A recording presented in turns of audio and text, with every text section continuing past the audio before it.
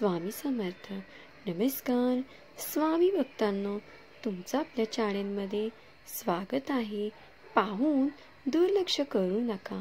5 मिनिटे हा संदेश शांतपणे ऐकावे अशी स्वामींची आज्ञा आहे. स्वामी म्हणत आहे, मला माहीत आहे तू जीवनामध्ये खूप दुःख यातना सहन करत आहेस.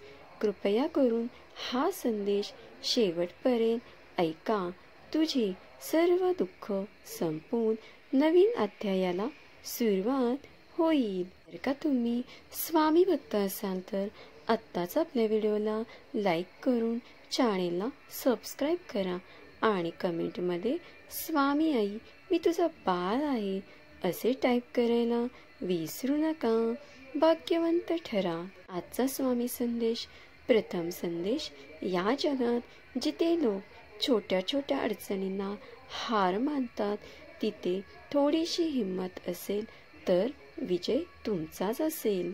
जर देवाने तुम्हाला इतर कोणापेक्षाही चांगले जीवन दिले असेल तर ते त्यांनी इतरांना अधोगतीसाठी दिलेले नाही, तर त्यांना स्वतःसारखे उन्नत करण्यासाठी दिले. वेळ आणि परिस्थिती केव्हाही बदलू शकते, त्यामुळे कधीही कोणाचा अपमान करू नका, कोणाला कमी लेखू नका. तुम्ही शक्तिशाली असाल, पण वेळ तुमच्यापेक्षा जास्त शक्तिशाली आहे. आयुष्यात जेव्हा कधी वाईट वेळ येते तेव्हा धीर धरा, कारण वेळ कोणतीही असो ती नक्कीच निघून जाते, पण सोबत काहीतरी शिकवून जाते.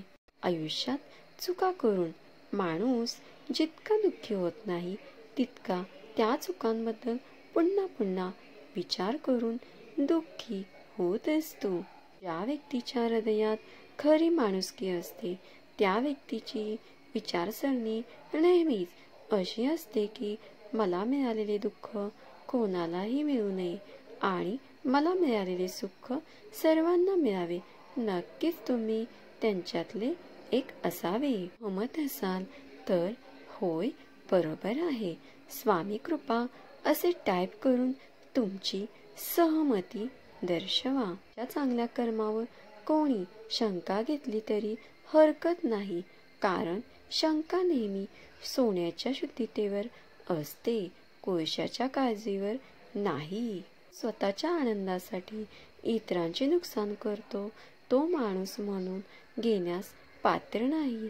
माणूस तोच असतो जो आपल्या स्वार्थाचा त्याग करून इतरांच्या कल्याणासाठी काम करतो आणि निदान इतरांचे नुकसानही करत नाही. देवाला ठाऊक आहे की तुम्ही एखाद्या गोष्टीत किती संयम ठेवला आहे आणि माझ्यावर विश्वास ठेवा. तुमच्या संयमाचा प्रत्येक क्षण पुरस्कृत होईल. देवावर श्रद्धा ठेवा. कुणावरही अस्पष्ट विश्वास ठेवू नये, कारण मीठ आणि साखरेचा रंग नेहमी सारखाच असतो. प्रत्येक छोटासा बदल हे मोठ्या यशाचे कारण असते, त्यामुळे बदलाला घाबरू नये. जे लोक खऱ्या माणसांचे हृदय तोडून आनंद शोधण्यासाठी तिसऱ्या व्यक्तीकडे गेले, त्यांचे विचार सोडा. त्यांची अनेकदा फसवणूकच होणार.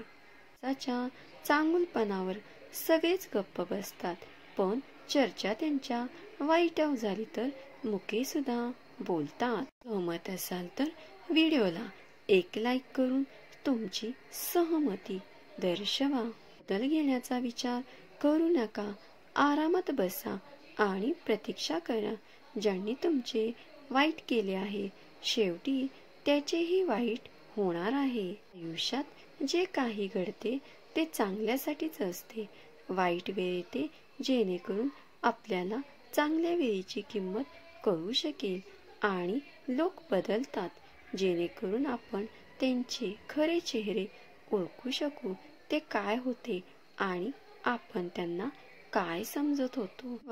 पाणी घाण असेल तेव्हा ते ढवळू नका, तर ते शांत राहू द्या, म्हणजे घाण स्वतः शांत होते.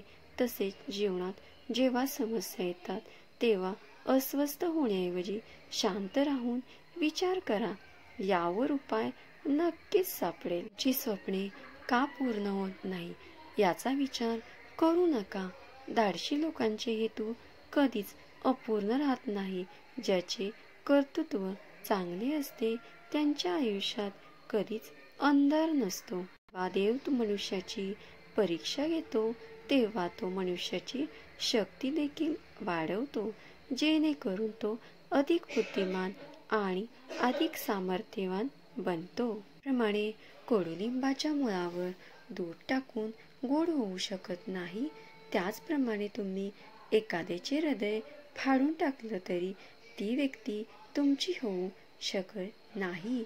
हे सत्य आहे. तुम्ही आयुष्यात इतके व्यस्त होऊ शकता की तुमच्याकडे पश्चाताप, दुःख, द्वेष, भीती यासाठी वेळच उरणार नाही.